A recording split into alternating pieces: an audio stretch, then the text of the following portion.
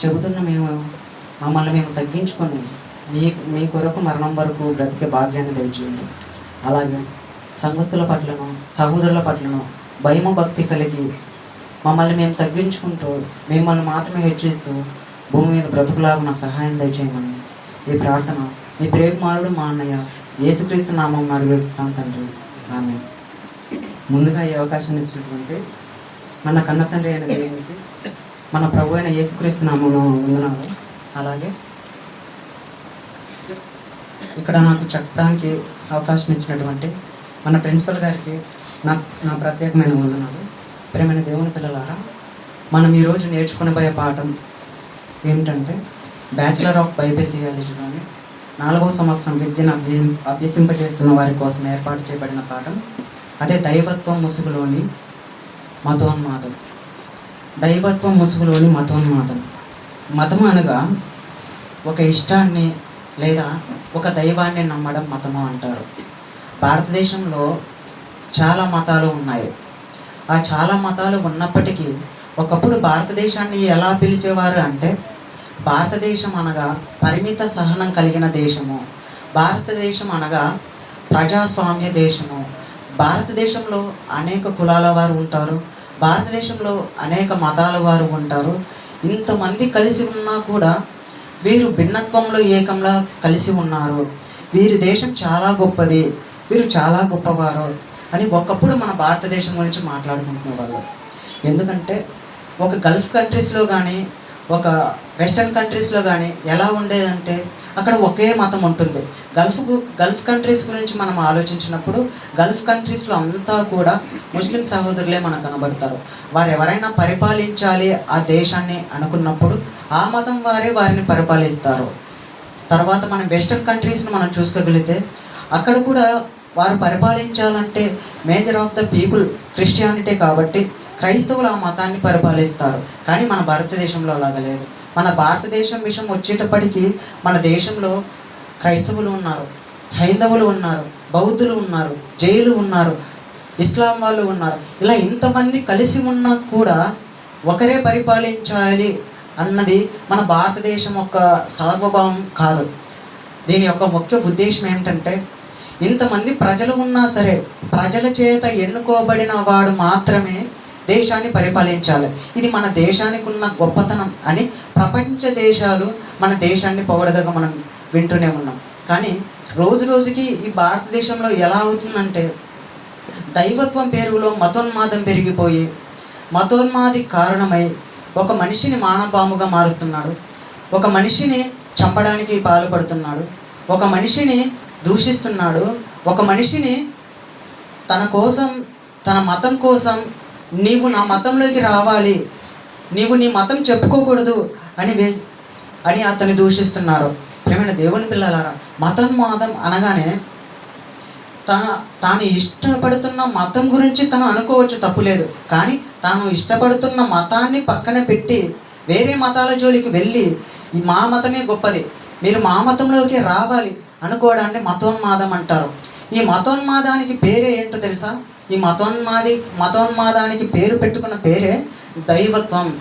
మా దేవుడే గొప్పవాడు, మా వాడే గొప్పవాడు, కనుక మీరందరూ మా దేవుడినే నమ్మాలి అని మతోన్మాదం క్రియేట్ చేసుకొని ఈనాటి సమాజం ఎలా మారిపోయిందంటే, కారు బాంబులు పెట్టి, మానవ బాంబులు పెట్టి ఇవంతా ప్రపంచాన్ని అంతా నాశనానికి గురి చేస్తున్నాయి. దీనికి కారణం ఏంటన్నప్పుడు, దైవత్వం అని ముసుగులో ఉన్నారు వీరంతా ఈ ముసుగులో ఉన్న దేవుని గ్రహించలేకపోతున్నారు. ప్రేమైన దేవుని పిల్లలారా, ఏ దేవుడైనా సరే, ఎవరైనా సరే, ఏ ఇతర గ్రంథాలలో అయినా సరే, ఎవరైనా సరే వేరే వారిని చంపండి, వేరే వారిని మన మతంలోకి లాగండి అని ఏ గ్రంథాలైనా చెప్తుందా అంటే ఏ గ్రంథాలలో కూడా చెప్పదు. ఇంకొకటి మీకు అర్థం కావాలంటే, ఏ గ్రంథంలోకైనా కానీ, ఖురాన్లో కానీ, రామాయణంలో కానీ, భగవద్గీతలో కానీ ఇవన్నీ చెప్పకూడదు, కానీ పాఠానికి సంబంధించింది కాబట్టి చెప్పుకోవాలి, తప్పదు. ఇలాంటి గ్రంథాలలో అన్నిటిలో కానీ సృష్టికర్త ఒక్కడే అని ప్రతి గ్రంథంలో రాయబడింది. ఇది మీకు అర్థమైతే, సృష్టికర్త ఒక్కడే అన్నప్పుడు ప్రపంచంలో ఎన్ని మతాలు ఉన్నా సరే వారందరికీ మనమంతా ఏమవుతాము? ఒక క్రైస్తవులకి అయినప్పటికీ, ఒక హిందువులైనప్పటికీ, ఒక బౌద్ధులైనప్పటికీ, ఒక ఇస్లాం వాళ్ళు కానీ, వీరందరికీ ఒకరికి ఒకరు ఏమవుతారు అన్నప్పుడు సహోదరులమే కదా అవుతాము. ఒకరికొకరు సహోదరులం అయినప్పుడు ఎందుకు ఒక మనిషి చంపుతున్నాడు? ఎందుకంటే వీరికి దైవత్వం అర్థం కావట్లేదు. వీళ్ళు భారతదేశ రాజ్యాంగాన్ని ఉల్లంఘిస్తున్నారు. వారి దేవుళ్ళకు వారికి సిగ్గుతనం చేస్తున్నారు. ఇలాంటి వారు భారతదేశంలో ఉండడం పట్ల భారతదేశానికి నాడు నేడు ఎలా ఉందంటే భారతదేశ గొప్పతనం తగ్గిపోతూ ఉంది. ఇలాంటి వారు ముస్లిం వాళ్ళు, హిందువులే ఉన్నారనుకుంటే పొరపాటు. క్రైస్తవుల్లో మన వాళ్ళు కూడా ఇలానే ఉన్నారు. ఇలాంటి వాళ్ళు ఇలా చేసే వాళ్ళ పట్ల మన దేవుడు కూడా సిగ్గుపడుతున్నారు. ఇలా ఎలా వీళ్ళు చేస్తున్నారు అన్నప్పుడు ఒక పాంప్లెట్ విడుదల చేసి, ఒక కరపత్రం పంపి వీరు చర్చిలో ప్రకటించుకుంటే తప్పు లేదు, కానీ వారి గ్రంథాల జోలికి వెళుతూ, వాళ్ళ గుడుల దగ్గరికి వెళుతూ, మీ దేవుడు గొప్పవాడు కాదు, మా దేవుడు గొప్పవాడు, మీ విగ్రహాలు గొప్పవి, మీ విగ్రహాలు వట్టివి, అవి వినవు, చెవులుండి వినవు, నోరుండి మాట్లాడవు, ఎలాగ చెప్తూ మన దేవుణ్ణి వెగతాళి పట్టిస్తున్నారు. ఇలానే కాకుండా సువార్త స్వస్థత మహాసభలు, రోగుల కొరకు ప్రార్థన చేయబడును, స్వస్థత జరుగును అని చెబుతూ దేవుణ్ణి అపహసిస్తూ వారిని వారు హెచ్చించుకునేదానికి, వారి మతంలో వారు కలుపుకోవడానికి కూడా క్రైస్తవులు పాల్పడుతున్నారు. ప్రియమైన దేవుని పిల్లలారా, దేవుడు యేసుక్రీస్తు ద్వారా సువార్త చెప్పమన్నాడా లేదా స్వస్థతలు చేయమన్నాడా? మీరు సర్వలోకమునకు వెళ్ళి సర్వ సృష్టికి సువార్తను ప్రకటించండి అన్నాడు తప్పితే, మీరు సర్వలోకమునకు వెళ్ళి యూట్యూబ్లో కానీ, ఫేస్బుక్లో కానీ, వాట్సాప్లో కానీ మీరు స్వస్థత మహాసభలు చేయండి, లేదా కరపత్రాల మీద రోగుల కొరకు ప్రత్యేక ప్రార్థనలు చేయండి అని ఎక్కడైనా వ్రాయించాడా? లేదు. దేవుడు ఏం చెప్పాడు? మీరు సర్వలోకమునకు వెళ్ళి సర్వ సృష్టికి సువార్తను ప్రకటించమన్నాడు. సువార్త ప్రకటించాలి తప్పితే స్వస్థతలు చేయకూడదు. స్వస్థతలు లేవు. ఇలా చేస్తూ మన దేవుణ్ణి కూడా అవమాన పాలు చేస్తున్నారు. ఇలా మతోన్మాదులుగా మన క్రైస్తవులు కూడా మిగిలిపోతున్నారు. ప్రియమైన దేవుని పిల్లలారా, ఇలా క్రైస్తవులుగా భారతదేశంలో నేటికి మన స్థాయి కూడా తగ్గిపోతుంది అన్నప్పుడు కారణం ఏంటంటే ఇలాంటి పనులు చేయడం బట్టే. ఇకపోతే ఈ మతోన్మాదం అన్నది ఎప్పుడు ప్రారంభమైందంటే, పూర్వం ఉత్తరప్రదేశ్లో అయోధ్యలో బాబ్రీ, చూపించండి ఒకసారి, బాబ్రీ అనే ఒక మసీదును కూల్చివేయడం చేత అక్కడ ఉన్న ప్రజలంతా ఎలా భావించారో ఒకసారి స్క్రీన్ మీద చూడండి.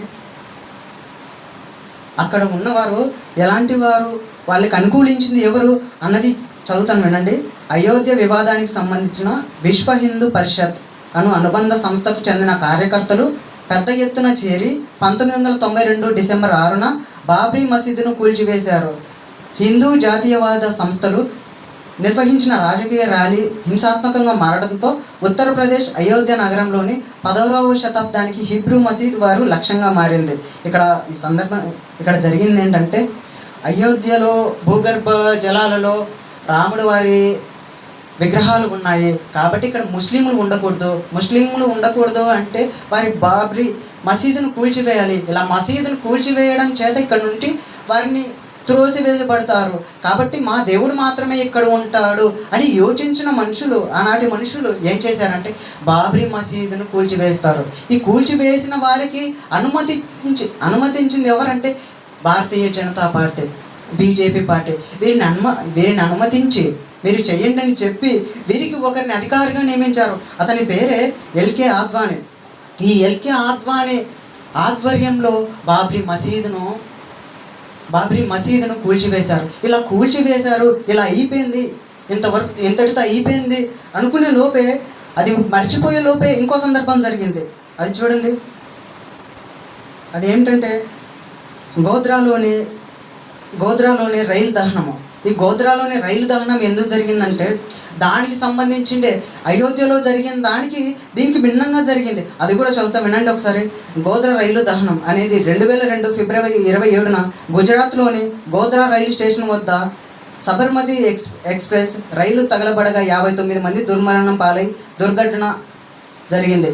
ఇది అయోధ్యలో చేసిన దానికి వారు మరలా వీరిని ముస్లిం వాళ్ళని చంపాలి, ముస్లిం వాళ్ళని ఉంచొద్దు మన దేశంలో అని వారి దైవాన్ని అడ్డు పెట్టుకొని ఒక ప్రశ్నాత్మకంగా ఉండి దైవాత్మ ముసుగులో మతోన్మాదులుగా మారిపోయి వాళ్ళు ఏం చేశారంటే వెళుతున్న రైలును ఆపేసి కాల్ చేశారండి. కాల్ చేసిన దాంట్లో 59 మంది ముస్లిం సహోదరులు మరణించారు.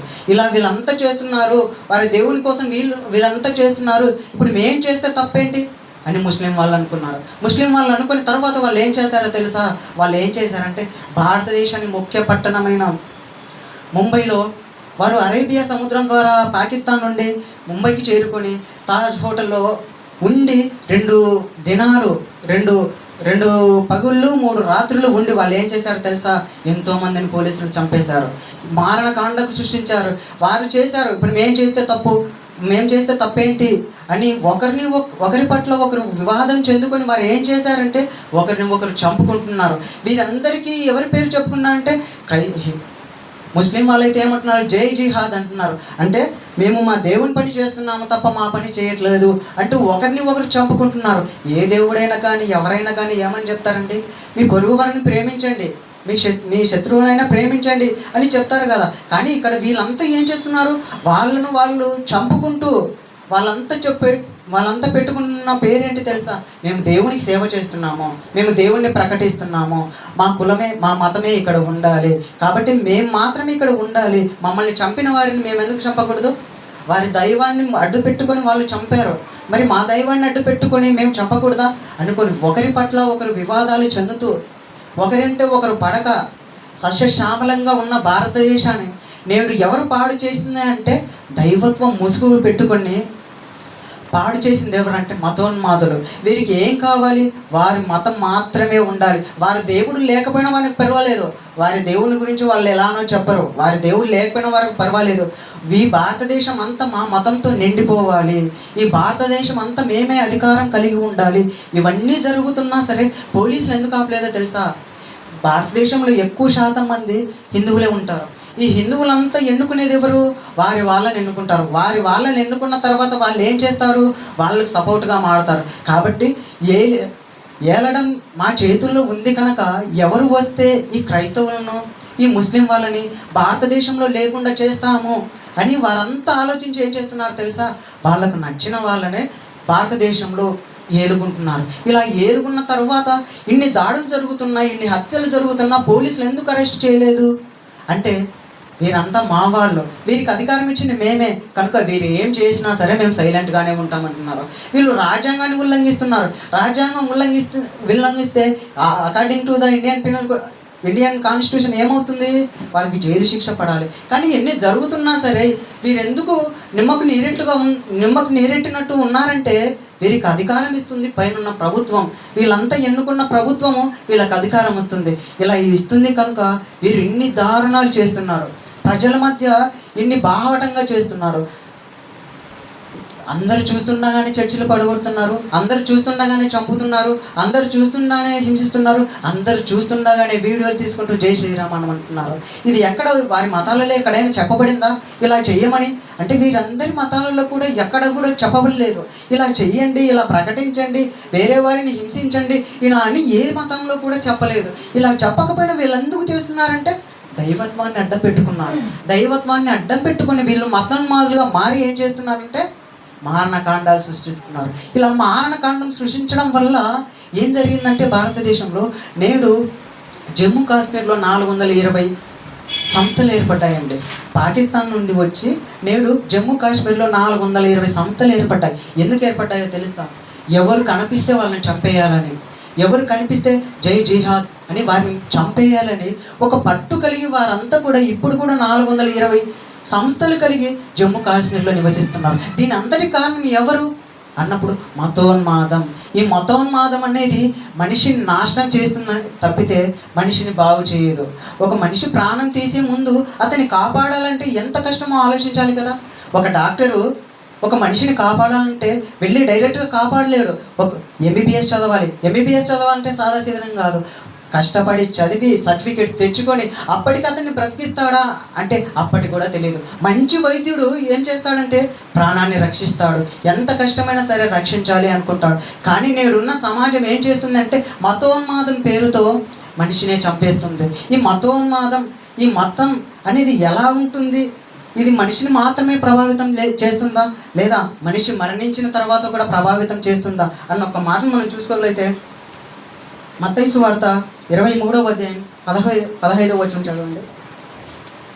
మత్తయి సువార్త 23వ అధ్యాయము 15వ వచనము. అయ్యో వేషధారులైన శాస్త్రులారా పరిసయ్యులారా, ఒకని మీ మతములో కలుపుకొనుటకు మీరు సముద్రమును భూమిని చుట్టూ వచ్చేదరు. చూడండి, ఇక్కడ ఏం చెప్తున్నారంటే, మీరు ఒక మతంలో ఒకరిని చేర్చుకోవాలంటే ఎలా అయితే పాకిస్తాన్ నుండి అరేబియా సముద్రం గుండా తాజ్ హోటల్కి వచ్చి ఇక్కడ చంపారో, అలానే మీరంతా ఏం చేస్తారంటున్నారు? చదవండి మరొకసారి. అయ్యో వేషధారులైన శాస్త్రులారా పరిసయ్యులారా, మీ మతములో కలుపుకొనుటకు మీరు సముద్రమును భూమిని చుట్టి వచ్చేదరు.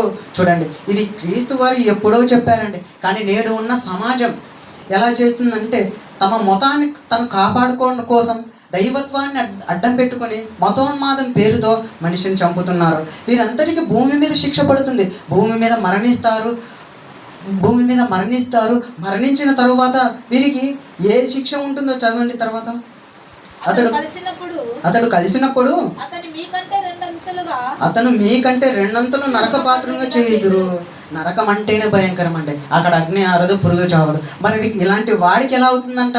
అక్కడ అగ్ని ఆరదు, పురుగు చావదు. కానీ ఇలాంటి వాడికి రెండంతలు, అంతకు మించి డబల్ అవుతుంది. ఇలాంటి వాళ్ళు ఉండడం వల్ల భూమి మీద ఎటువంటి ప్రయోజనం లేదు. వీరు మారణకాండాలు సృష్టిస్తారు. కాబట్టి ఇలా చేయి వారి కోసం ప్రభువు ఎప్పుడో చెప్పాడు. ఇలా చేసిన వారు బైబిల్లో ఎవరైనా మనకు ఉన్నారా? ఎవరైనా మనకు కనిపిస్తారా? అని మనం ఆలోచిస్తే ఖచ్చితంగా కనిపిస్తాడు. అతనే అపోస్తులైన పౌలు ముందుగా సౌలుగా ఉన్నప్పుడు, పౌలుగా మారకముందు అతను ఎలాంటి కార్యకలాపాలు చేశాడో మనం ఒక్కసారి ఆ మాట చూడగలిగితే, గలతీయులకు రాసిన పత్రిక 1వ అధ్యాయము 13వ వచనము. పూర్వమందు యూదా మతస్థుడనై ఉన్నప్పుడు నేను దేవుని సంఘమును అపరిమితంగా హింసించి నాశనము చేయొచ్చు. ఈ అపోస్తులైన పౌలు సౌలుగా ఉన్నప్పుడు ఈయన ఏం చేశాడంటే, దేవుణ్ణి ఎవరైతే ప్రకటిస్తారో, ముఖ్యంగా క్రైస్తవునండి, ఇళ్లలోంచి ఈడ్చుకొని వచ్చి ఎక్కడ కనిపించినా సరే వారిని దూషించి రాళ్లతో కొట్టేలా కూడా చేశాడంటే, వీరందరినీ హింసించి ఇంత ద్వేషించి ఒక మతోన్మాదిగా అప్పుడు సౌలు ఉన్నాడా అంటే ఉన్నాడు. ఇది తన గురించి తానే సాక్ష్యం చెప్పుకుంటున్నాడు. ఏమని చెప్పుకున్నాడు? పూర్వమందు యూదా మతస్థుడనై ఉన్నప్పుడు నేను దేవుని సంఘమును అపరిమితంగా హింసించి నాశనం చేయొచ్చు. ఈయన ఏం చేశాడు? యూదా మతస్థుడై ఉండి ఈయనకు ఒక అధికారం కూడా ఇస్తారండి. ఆ అధికారం పేరే మెజెస్ట్రియల్ పవర్ అని అధికారం ఇస్తారు. ఈ అధికారం ఆయన ఉంచుకొని ఎవరైతే దేవుణ్ణి ప్రకటిస్తారో వారిని చంపుతూ, ఎవరైతే దేవుని కోసం బ్రతుకుతున్నారో వారిని వెతికి మరీ తీసుకొని వచ్చి చంపేవాడండి. వెతికి మరీ హింసించేవాడు. ఇలా ఈయన ఉండి ఇలాంటి కార్యక్రమాలు చేశారు. ఎక్కడ చేసినప్పుడు మనకు గతంలో జరిగినవి, ఇప్పుడు చరిత్రలో జరిగినవి ఇప్పుడు మన మధ్య జరుగుతున్నాయి. ఇది పౌలు గారు మారక ముందు జరిగినది. ఇప్పుడు తర్వాత వాడుకుని మనం చూసుకోగలిగితే అపోస్తుల కార్యంలో 8వ అధ్యాయము 3వ వచనము. అపోస్తుల కార్యంలో సౌలు అయితే ఇంటింట చొచ్చి పురుషులను స్త్రీలను ఈడ్చుకొని పోయి చెరసాలలో వేయించి సంఘమును పాడు చేయించుండును. చూడండి, సౌలు అయితే ఏం చేస్తున్నాడు? ఇంటింటికి వెళ్తాడు, పురుషులు స్త్రీలను ఇద్దరిని ఈడ్చుకొని వచ్చి చెరసాలలో వేయించి సంఘమును పాడు చేస్తూ ఉంటాడు. చూడండి, ఇతనికి అధికారం ఇవ్వబడింది. ఏమనే అధికారం ఇవ్వబడింది? ఈయనకు ధర్మశాస్త్రం అధికారంగా ఉంచుకుంటారండి. వీళ్ళంతా యూదా మతస్థులు అంతా కూడా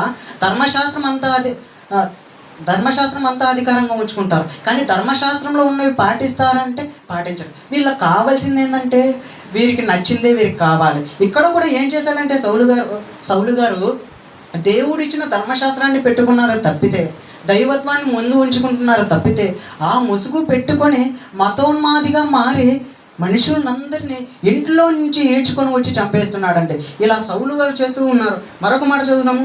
అపోస్తుల కార్యంలో 9వ అధ్యాయము 1వ వచనము. సౌలు ఇంకను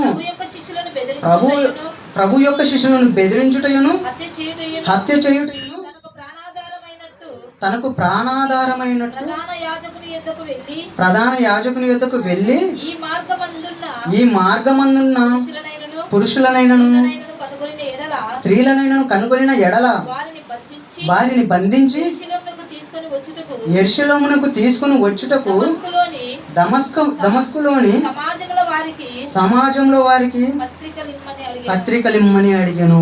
ఈ సౌలు గారు ఏం చేస్తున్నారంట, యేసుక్రీస్తు శిష్యులను కూడా వదలకూడదు అనుకున్నాడంట.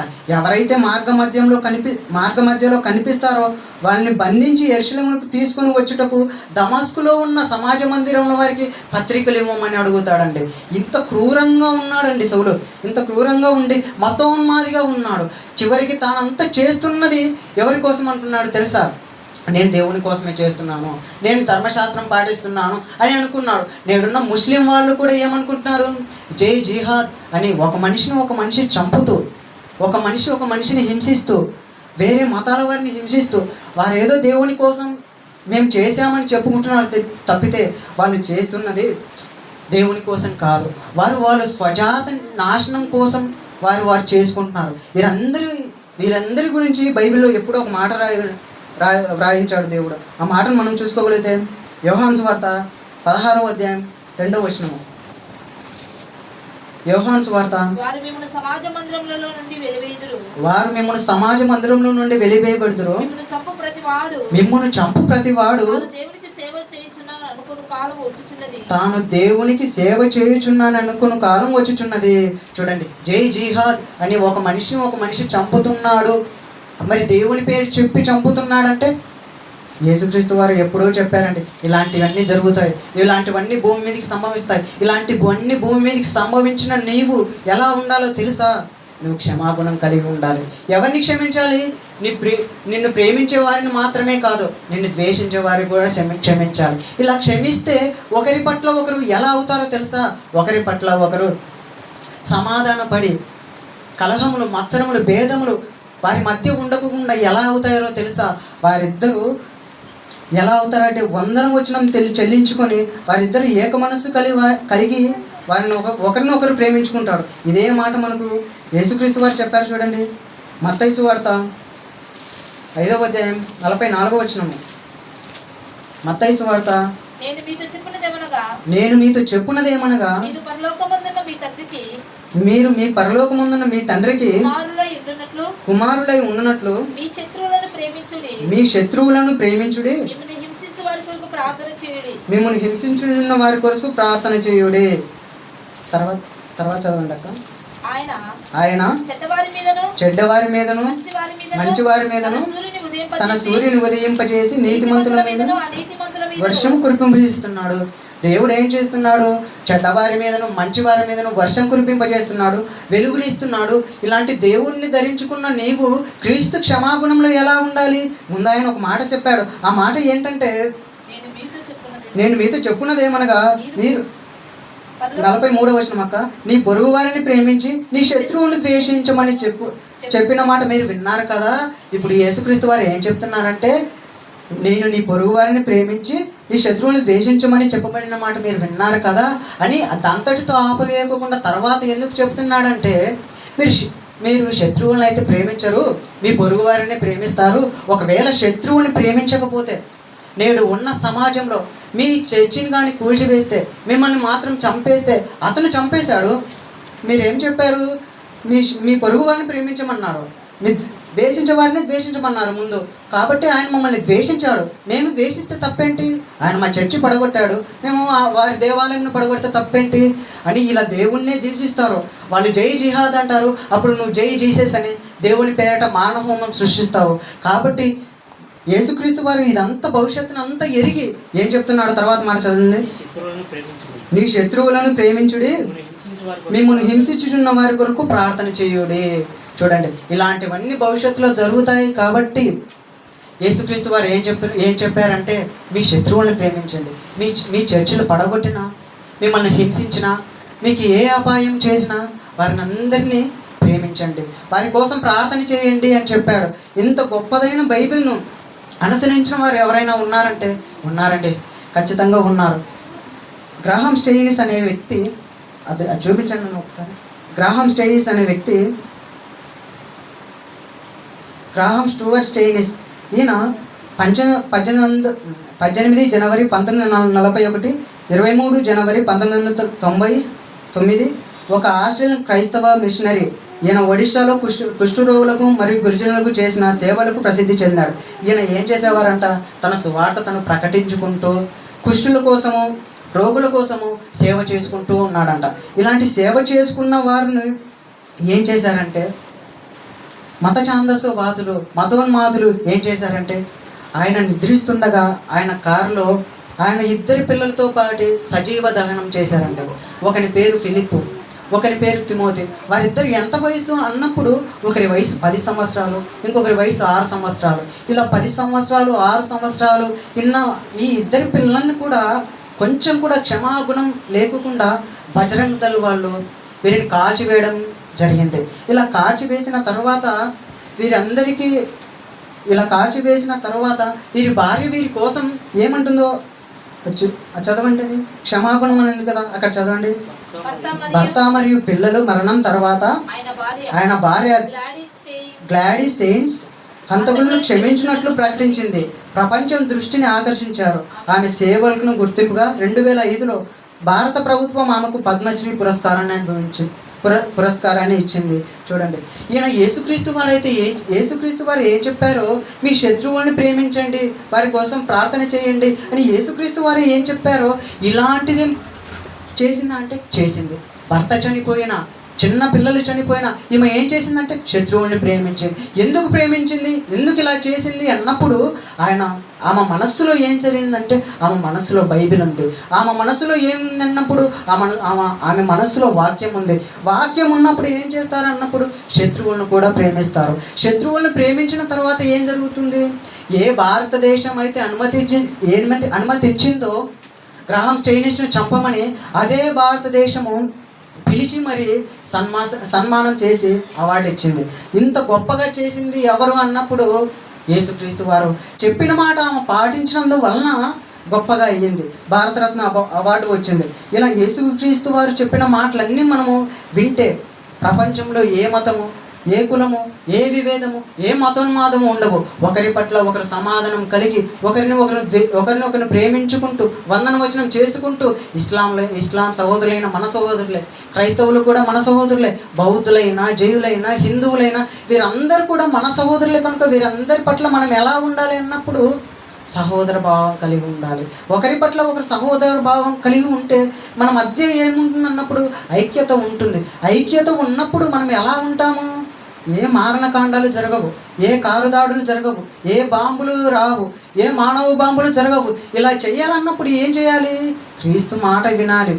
క్రీస్తు మాట వింటేనే మనము వీటన్నిటి నుంచి రక్షింపబడతాము, వీటన్నిటి నుంచి మనకు రక్షణ ఉంటుంది. ఇలా కాకోకుండా మేము బాంబే పట్టుకుంటాము, మేము కత్తే వాడతాము, ఇలా చేస్తాము అంటే వీరందరి కోసం ఒక మాట చెప్తున్నాడు. చూడండి, మత్తయి సువార్త 26వ అధ్యాయము 51వ వచనము. మత్తయి సువార్త 26వ అధ్యాయము 51వ వచనం. ఈ సమయం మత్తయి సువార్త యేసు 52వ వచనం. ఇదిగో యేసుతో కూడా ఉన్నవారిలో ఒకడు చెయ్యి చాచి కత్తి దూసి ప్రధాన యాజకుని దాసిని కొట్టి. 51-52. ఇదిగో యేసుతో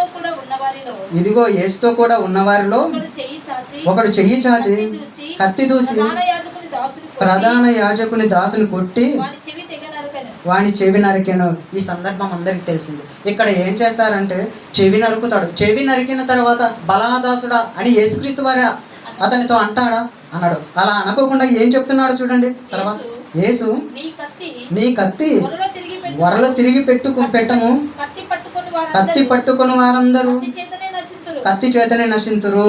చూడండి, యేసుక్రీస్తు వారు 2000 సంవత్సరాల క్రితం ఏం చెప్పారు, కత్తి పట్టుకున్నవాడు కత్తితోనే చంపబడతాడు అన్నదానికి నేడున్న నిదర్శనం ఏంటంటే, ఒక పిల్లాడికి కానీ, ఒక వీరప్పన్ కానీ, ఒక సద్దాం హుసేన్ కానీ వీళ్ళందరూ ఎలా చనిపోయారంటే, వీరందరూ మతోన్మాదులు, వీరందరూ ఉగ్రవాదులు, ఇలాంటి వారందరూ ఎలా చనిపోయారంటే తుపాకీ పట్టుకున్నాడు, తుపాకీతోనే చచ్చిపోయాడు.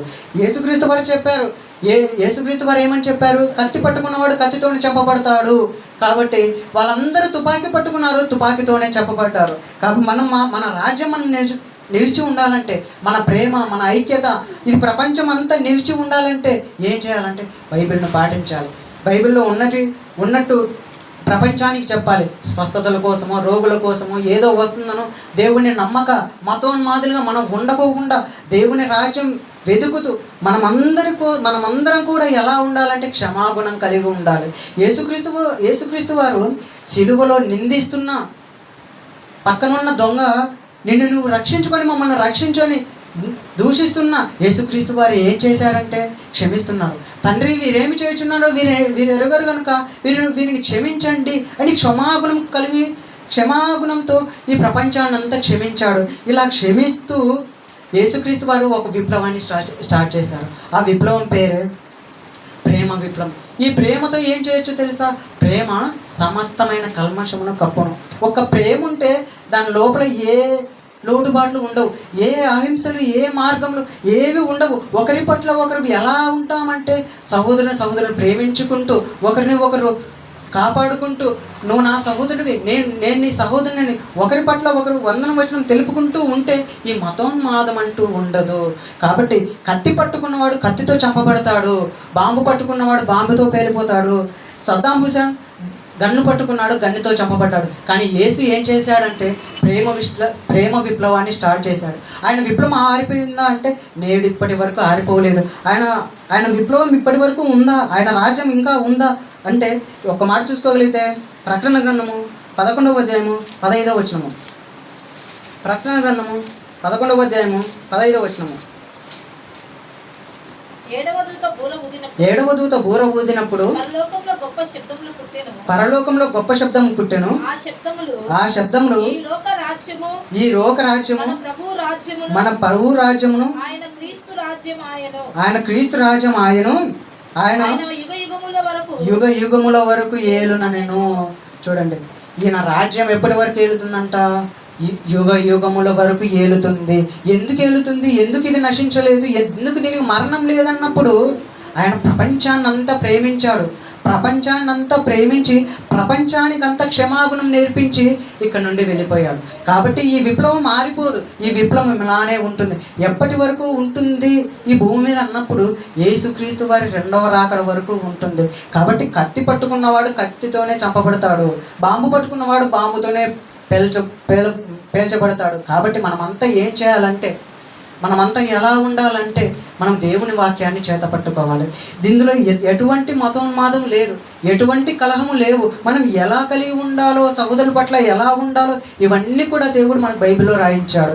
ఇలాంటివన్నీ మనం చేసుకుంటా పోతే మన విప్లవం కూడా ఆరిపోదు, మన విప్లవం కూడా సజీవంగా ఉంటుంది. కాబట్టి మతోన్మాదం ముసుగులో మనం ఉండకుండా మార్గం తెచ్చుకొని యేసుక్రీస్తు వారి మార్గం అనుకొని మన యేసుక్రీస్తుని మనం ప్రకటించుకుంటూ ఏ ఇతర గ్రంథాల జోలికి కానీ ఏ మతస్థుల జోలికి కానీ మనం పోకోకుండా మనల్ని మనం హెచ్చరించుకుంటూ మనం దేవుని కోసం బ్రతకాలని కోరుకుంటూ ఈ పాఠం యొక్క ముఖ్య ఉద్దేశం. కళ్ళు మూసుకున్నట్లయితే చిన్న ప్రార్థన చేసుకుందాం. పరలోకమందున మా తండ్రి, ఈ రాత్రికాలానికి చిన్నకు నీకు వందనాలు తండ్రి. ఇదిగో తండ్రి, ఈ తరగతిలో మాకు ధైర్యంగా ఉన్నందుకు అందును బట్టి నీ కృతజ్ఞతలు తండ్రి.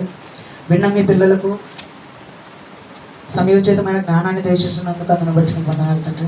తిరిగి వారి ఇంటికి వెళ్ళుచుండగా మార్గ మధ్యమునకు మీరే తోడు అండి, వారిని ఇంటి వరకు జాగ్రత్తగా తీసుకొని వెళ్ళండి తండ్రి.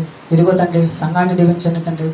ఒకరి పట్ల ఒకరు మేము వందన వచనం చెల్లించుకుంటూ మీ విప్లవం మేము ఈ భూమి మీద మేము మరణించేంత వరకు కూడా నేను బ్రతికే భాగ్యాన్ని దయచేయమని ఈ ప్రార్థన మీ ప్రియకుమారుడు మా రక్షకుడు యేసుక్రీస్తు ద్వారా అడిగి పెట్టుకున్నాం తండ్రి. ఆమేన్. Thank you.